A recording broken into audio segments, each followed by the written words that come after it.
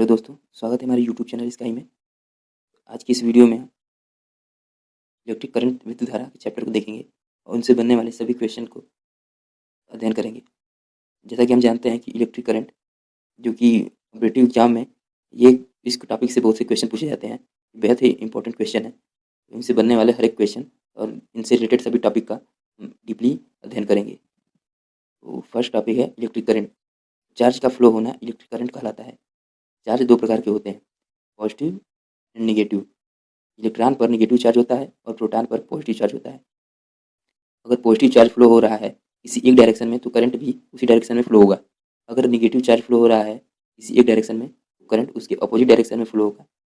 हम यूँ मान लें कि अगर जिस डायरेक्शन में इलेक्ट्रॉन फ्लो हो रहा है उसके ठीक अपोजिट करंट फ्लो होगा। सेकंड टॉपिक है कंडक्टर एंड इंसुलेटर। तो कोई भी पदार्थ इलेक्ट्रॉन और प्रोटॉन से मिलकर बना होता है। तो और जैसा कि हम जानते हैं इलेक्ट्रॉन पर नेगेटिव चार्ज और प्रोटॉन पर पॉजिटिव चार्ज होता है। पदार्थ में जो प्रोटॉन होता है वह फिक्स होता है, यह पदार्थ में मूव नहीं करता। अगर पदार्थ कंडक्टर है तो इलेक्ट्रॉन उसमें मूव कर सकते हैं। इंसुलेटर में इलेक्ट्रॉन मूव नहीं कर सकते, वह इंसुलेटर में फिक्स्ड होते हैं। कंडक्टर जैसी धातुएं कंडक्टर होती हैं जैसे धातु copper, aluminium, iron. Insulator insulator होते हैं जैसे प्लास्टिक, लकड़ी। जैसा कि कापर, एल्यूमिनियम, आयरन इसमें इलेक्ट्रॉन मूव कर सकते हैं, जबकि इंसुलेटर जैसे प्लास्टिक और लकड़ी इसमें इलेक्ट्रॉन मूव नहीं करते।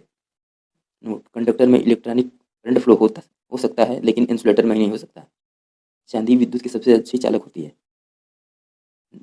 नेक्स्ट टॉपिक है AC, DC, rectifier and transformer, inverter. इन सबको समझने से पहले हमें दो टर्म को समझना जरूरी है। Current flow of electron current होता है। सेकंड वोल्टेज, यह एक प्रकार का दबाव होता है। यह इलेक्ट्रॉन पर दबाव होता है। यह इलेक्ट्रॉन को धारा करंट के रूप में प्रवाह करता है। करंट दो प्रकार का होता है, एसी और DC. Alternative current, direct current. जी, एसी करंट को ही हिंदी में प्रत्यावर्ती धारा और डायरेक्ट करंट को दिष्ट धारा कहते हैं। तो अल्टरनेटिव करंट, प्रत्यावर्ती धारा, ऐसी विद्युत धारा समय के साथ अपनी दिशा व मान बदल देती हैं, एसी कहलाती हैं। भारत में एसी करंट की आवृत्ति 50 हर्ट्ज है। यह अत्यधिक लाभकारी है। एसी करंट के लाभ, एसी करंट को 400 किलोवाट तक ट्रांसमिट किया जा सकता है। ट्रांसफार्मर का प्रयोग करके वोल्टेज को आवश्यकता अनुसार कम या अधिक किया जा सकता है। एसी बहुफेज होने के कारण अत्यधिक लाभकारी होती है, किफ़ायती होती हैं, कम खर्च पर अधिक लाभ प्रदान करने वाली होती हैं। एसी बहुफेज मोटरों सेल्फ स्टार्ट होती हैं। एसी से होने वाली कुशानियाँ, जैसे एसी का बैटरी चार्जिंग में इस्तेमाल नहीं किया जा सकता। AC single phase motor self start नहीं होती। एसी सप्लाई में लीकेज का खतरा अधिक रहता है। एसी धारा में कंपन होता है, बहुत से उपकरणों में कंपन के कारण इसका इस्तेमाल नहीं हो सकता। एसी करंट धारा में इलेक्ट्रोप्लेटिंग नहीं की जा सकती और एसी में मोटरों की स्पीड को आसानी से कंट्रोल नहीं किया जा सकता। और सेकंड करंट है डायरेक्ट करंट, डीसी करंट। वह विद्युत धारा जो किसी सीधी रेखा में चलती हैं, समय के अनुसार अपनी दिशा नहीं बदलती, अपनी दिशा स्थिर रखती है, डायरेक्ट करंट कहलाती है। बैटरियों तथा डीसी जनरेटरों से हमें इस प्रकार की धारा प्राप्त होती है। डीसी करंट के लाभ, डीसी में फ्रीक्वेंसी नहीं होती। डीसी में मोटरों की स्पीड को आसानी से कंट्रोल किया जा सकता है। डीसी का प्रयोग बैटरी चार्जिंग के लिए किया जा सकता है। डीसी का प्रयोग इलेक्ट्रोप्लेटिंग के लिए किया जाता है। डायरेक्ट करंट की हानियाँ, डीसी सप्लाई बहुत महंगी पड़ती है। डीसी करंट जनरेटर की आउटपुट कम होती है। डायरेक्ट करंट में ट्रांसफार्मर का प्रयोग नहीं किया जा सकता। डायरेक्ट करंट धारा 650 वाट से अधिक पैदा नहीं की जा सकती। एसी और डीसी धारा में अंतर, एसी में धारा की दिशा लगातार बदलती रहती है, जबकि डीसी में धारा की दिशा एक ही हो रहती है। एसी में वोल्टेज घटती बढ़ती रहती है, जबकि डीसी वोल्टेज स्थिर रहती है। डीसी एसी से अधिक हानिकारक होती है क्योंकि एसी में फ्रीक्वेंसी के कारण वोल्टेज बार बार शून्य पर आती है, तो छूटने का मौका होता है, जबकि डीसी में वोल्टेज स्थिर रहती है। अगर हम बात करते हैं कि जो हमारे घर में उपकरण आते हैं वह एसी पर काम करते हैं या फिर डीसी पर, तो ये तमाम तरह के उपकरण हैं। बल्ब है, फ्रिज है, लैपटॉप है, टीवी है, मिक्सर मशीन है। तो देखते हैं इनमें से कुछ उपकरण जो कि एसी पर काम करते हैं और कुछ उपकरण डीसी पर काम करते हैं। पीसीबी प्रिंटेड सर्किट बोर्ड, जो device PCB printed circuit board content करता है वह डिवाइस डीसी पर ऑपरेट होता है। पीसीबी प्रिंटेड सर्किट बोर्ड क्या कंटेंट करता है?